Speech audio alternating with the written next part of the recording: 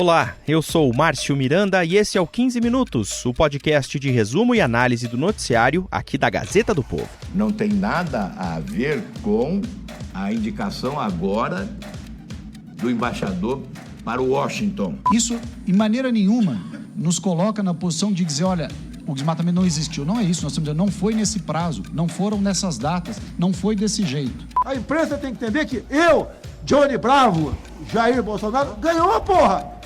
Ganhou porra! No episódio de hoje, nós vamos de política externa ao meio ambiente, chegando à frase marcante da semana do presidente Jair Bolsonaro. Serão os temas das conversas com a equipe de jornalistas aqui da Gazeta do Povo. Vamos lá então, a partir de agora e por 15 e poucos minutos.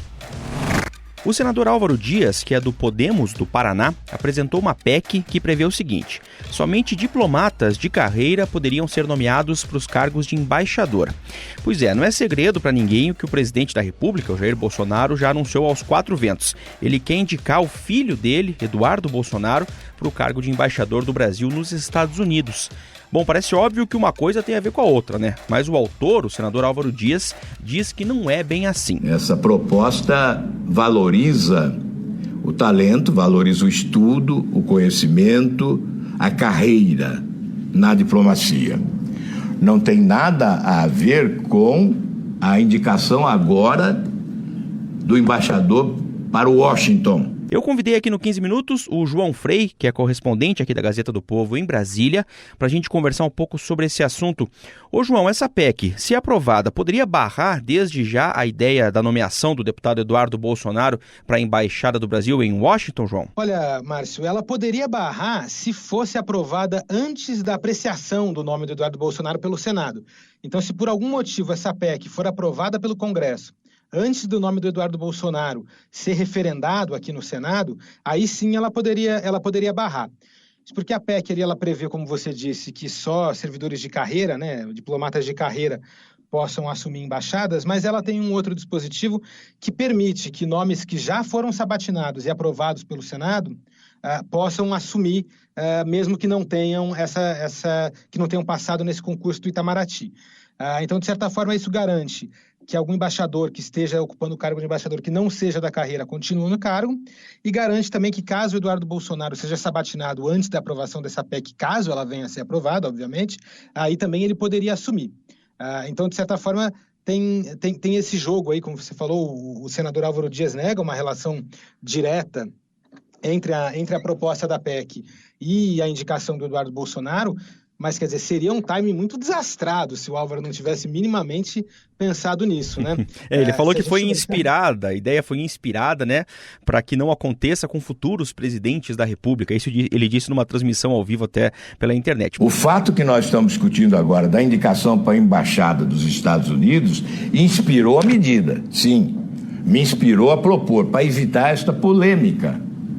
Para que um presidente da República no futuro não tenha a tentação de colocar numa embaixada o seu filho, o seu genro, a sua filha, sua irmã, enfim. Mas, como você disse, o timing é meio curioso aí mesmo, né? Se for falar que não tem a ver uma coisa com a outra. Você sabe que ele é muito ativo nas redes sociais, o Álvaro Dias. Ele publicou foi na terça-feira que ele apresentou essa PEC aqui no Congresso, no Senado, e aí logo depois já foi para as redes sociais informar os seus seguidores que tinha apresentado essa medida. Aí um dos seguidores questionou, mas por que o senhor não fez isso em governos anteriores, está fazendo só agora no governo do Jair Bolsonaro? Então, um seguidor do Álvaro, que é apoiador do Bolsonaro, e o que ele respondeu, textualmente, o que o perfil dele respondeu ali, foi que isso nunca foi feito porque nunca um presidente brasileiro indicou um parente para ocupar um cargo de tão grande importância estratégica para o país, como é o caso da Embaixada do Brasil em Washington. Aí perguntaram, por que não fez antes? Porque não houve motivação antes, nem nos lembramos disso antes, porque não houve razão. Nenhum presidente estava nomeando um filho de 35 anos para uma embaixada. Então, por mais que ele diga que não tenta barrar diretamente a indicação do Eduardo Bolsonaro, ele foi, de fato, inspirado nessa situação do governo do presidente indicar o nome do filho dele para a embaixada em Washington. De certa forma, com uma mão ele critica o governo e com a outra ele tenta contemporizar um pouco para talvez não ficar numa posição de indisposição muito grande com o governo, enfim.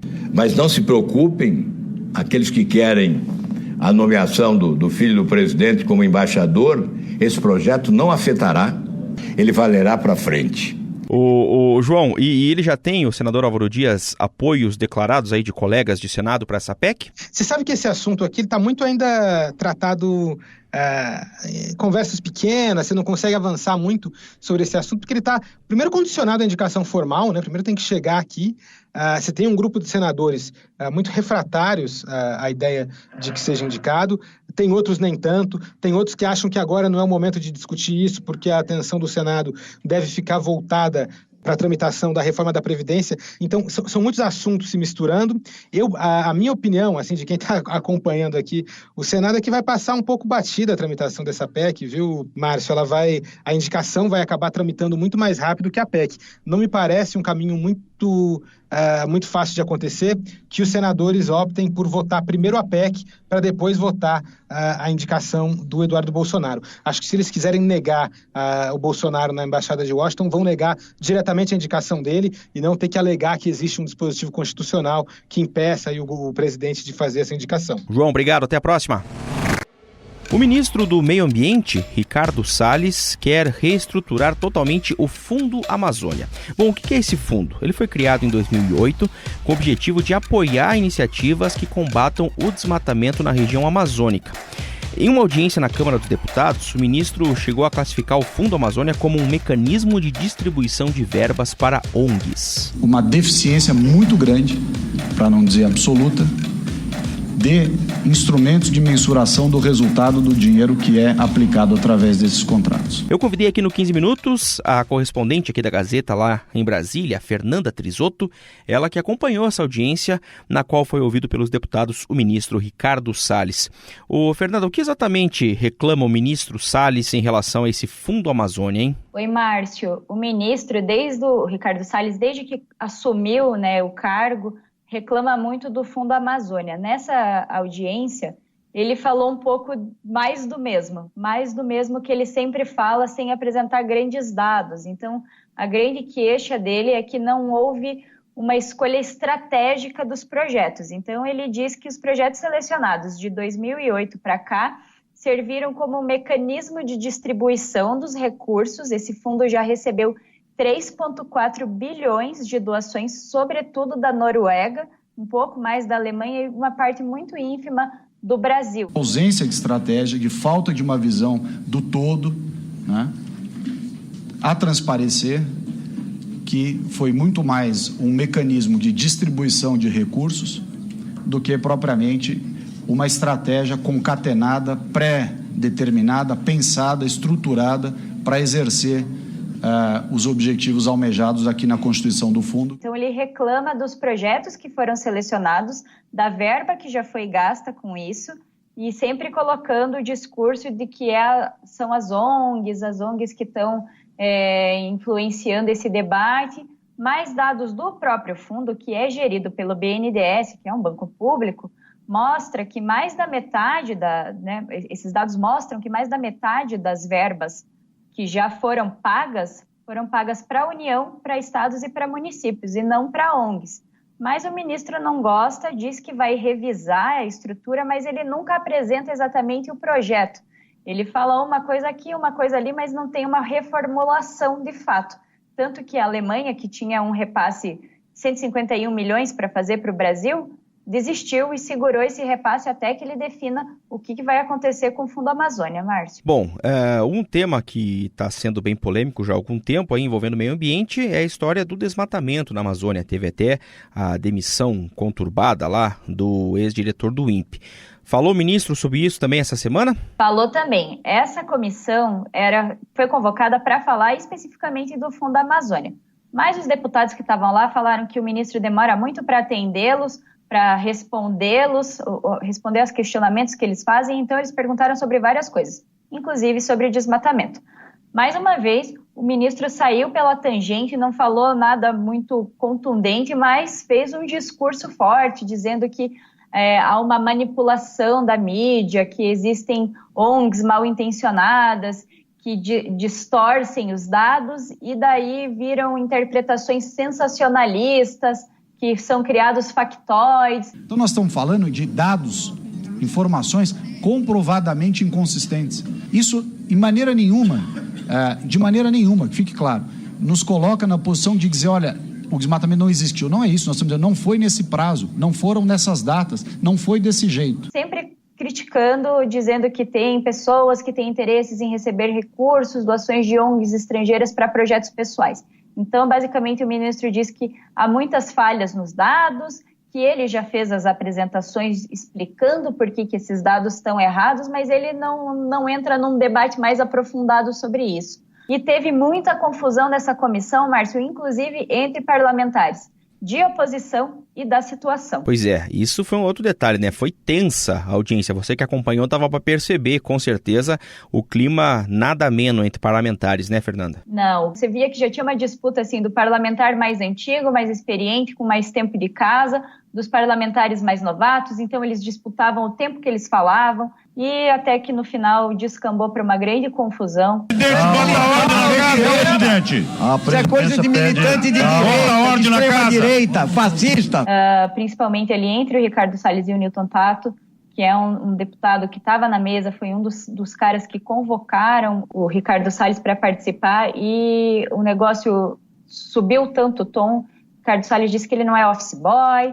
Sobrou até menção ali para o caso Celso Daniel, ex-prefeito de Santo André, pelo PT, que foi assassinado já há muito tempo, um crime misterioso. Eu não sou office boy de coisa nenhuma. Quem deve saber muito bem de matar a gente em razão de coisas é o pessoal que está envolvido lá no assunto Celso Daniel. Não admito que o senhor me trate desse jeito. Tá mudando o assunto! Muito bem, ministro! Em segundo lugar, senhor deputado. Ministro, você não tem... Chegou um dado momento ali que não tinha mais nenhuma condição de continuar com a sessão e o Ricardo Salles precisou sair da sala da comissão, cercado de seguranças ali, porque o clima ficou bem pesado. Fernando, obrigado. Até a próxima. Até mais, Márcio.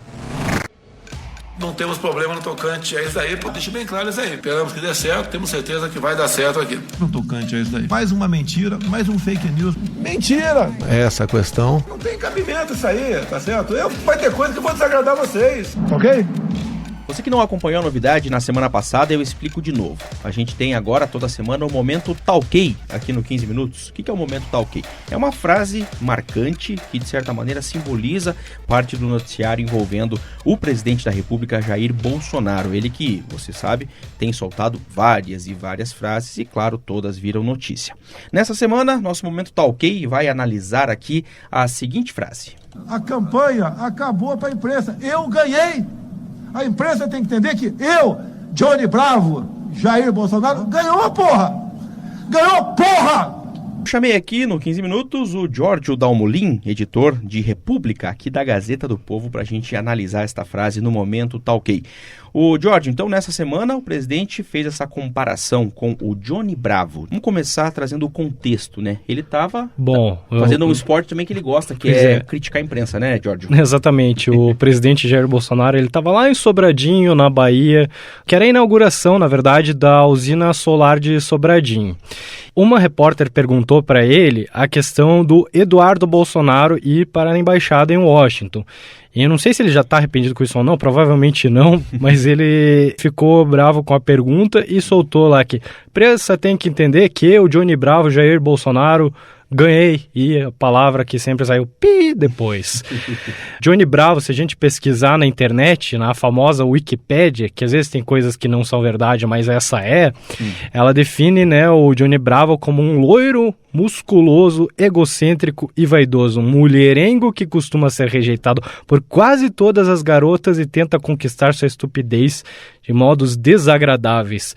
Bom, a gente sabe que muita gente gosta mesmo do Jair Bolsonaro, tem essa simpatia, até porque ele fala uma linguagem bem popular, né, Márcio? Mas o vídeo acabou repercutindo mais por conta dessa comparação com o Jair Bolsonaro. Com o Johnny Bravo, né? Do Johnny Bravo com o Jair Bolsonaro e vice-versa, né, no caso. Pois é. E que depois o Bolsonaro continuou, né, na imprensa, essa relação que fala-se aqui com as mulheres, as garotas, a gente pode até comparar a imprensa com as garotas que ele tenta conquistar, às vezes e não consegue, né? Verdade. Ele dá algumas entrevistas, mas às vezes não acaba colocando certo, daí vai outro veículo, acaba colocando a frase dele, não gosta, ele chegou até a colocar no Twitter dele a a imagem do Johnny Bravo Sim. se comparando, né, Márcio? Pois é, ficou bem curioso, né? Porque não é exatamente um personagem assim que muita gente gostaria de se comparar. E o presidente foi lá e falou, eu, Johnny Bravo, Jair Bolsonaro, como a gente ouviu. Pois é, esse foi o nosso Momento Tá Ok de hoje. Ele volta semana que vem com mais frases do presidente Jair Bolsonaro. Giorgio, até mais. Obrigado, Márcio. E esse foi mais um episódio, número 30 do 15 Minutos, nosso podcast diário de resumo e análise do noticiário. E como todo dia eu quero relembrar, para você ter muito mais informação sobre todos esses assuntos e outros, basta assinar a Gazeta do Povo. O 15 Minutos tem a produção da Jennifer Ribeiro e do Vivaldo de Souza Neto, a montagem do Leonardo Bestloff e a edição de conteúdo do Rodrigo Fernandes. Eu sou o Márcio Miranda e agradeço muito a sua companhia. Até mais!